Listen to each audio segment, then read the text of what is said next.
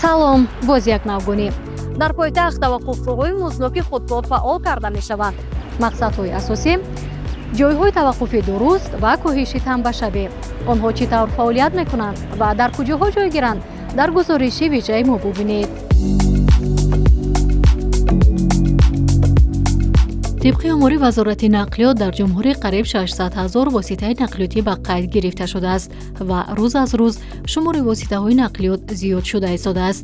ин боиси душвор гардидани ҳаракати воситаи нақлиёт, таваққуфи бесарусомон, таваққуф кардан дар якчанд қатор ва танзими қоидаҳои ҳаракат дар роҳ гаштааст. аз таҷрибаи давлатҳои хориҷа Амрико, Бритониё, Россия, Қазоқистон, Ӯзбекистон ва ғайра бармеояд ки яке аз роҳҳои ҳалли чунин мушкилиҳо ин ташкили таваққуфгоҳҳои музнок мебошад. таваққуфгоҳҳои музнок дар асоси қарораи шаҳри Душанбе аз 31 январи соли 2020 таҳти рақами 17 ташкил карда шуда, марҳилаи пилотии он ба анҷом расид. Минбаъд лоиҳаи таваққуфгоҳҳои музнок дар заминаи созишномаи сармоягузорӣ ки байни ҳукумати ҷумҳурии Тоҷикистон ва консорсиуми сармоягузорон ба имзо расонида шудааст, амалӣ мегардад ки сохтори ваколатдор корхонаи воҳиддавлатии шаҳри ҳушманд мебошад.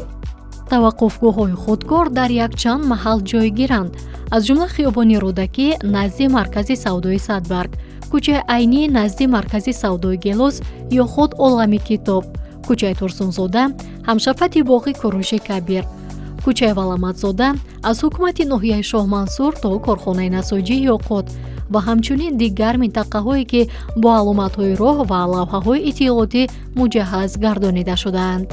бояд гуфт ки маҳалли ҷойгиршавии таваққуфгоҳҳо дар портали neru.dc.tj ва замимаи мобилии неру пешбинӣ шудааст.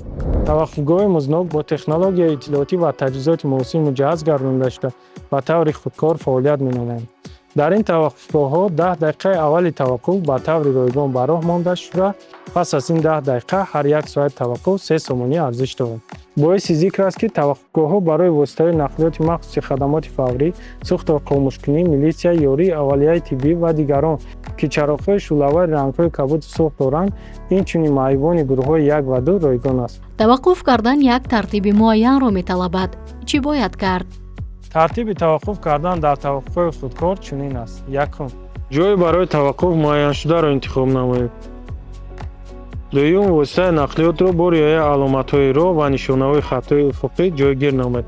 сеюм, ба ҳамёни мобилии худ ворид шуда, дар он сутунҳои пардохти хизматрасонӣ, дигарон ва баъдан пардохти таваққуфро интихоб намоед. чорум, дар саҳифаи кушодашуда рақами давлатии воситаи нақлиёт ва вақти таваққуфро ворид карда, пардохтро зер намоед.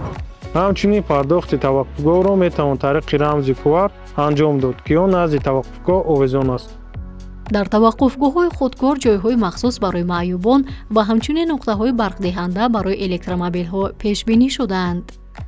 дар таваққуфгоҳи музнок нозирон фаъолият менамоянд ки онҳо дар сурати 2 ва ё зиёда маротиба пардохт накардани маблағи хизматрасонӣ, таваққуфгоҳ метавонад бо истифода аз блокиратор воситаҳои нақлиётро боз доранд ва ё тавассути нақлиётҳои махсус, яъне ки эвакуатор, воситаҳои нақлиётро ба таваққуфгоҳи ҷаримавӣ интиқол намоянд. бояд зикр намуд ки ҳангоми пардохт накардани ҳаққи таваққуфгоҳ, ҷойгиркунӣ воситаи нақлиёт дар ҷойҳои манъшуда, таваққуфи нодуруст ва ё эҷод намудани ҳар гуна монеа барои истифодабарии ҷойҳои таваққуф тибқи қонунгузорӣ аз 1 то 2 нишондиҳанда ҷарима пешбинӣ шудааст. таваққуфгоҳҳо расман аз 20 июни соли ҷорӣ фаъол хоҳанд шуд. ҳамаи маълумот оид ба таваққуфгоҳ, ҷаримаҳо ва тартиби истифодабарии ҷойҳоро метавон дар портали neru.dc.tj ва замимаи мобилии неру дастрас кард.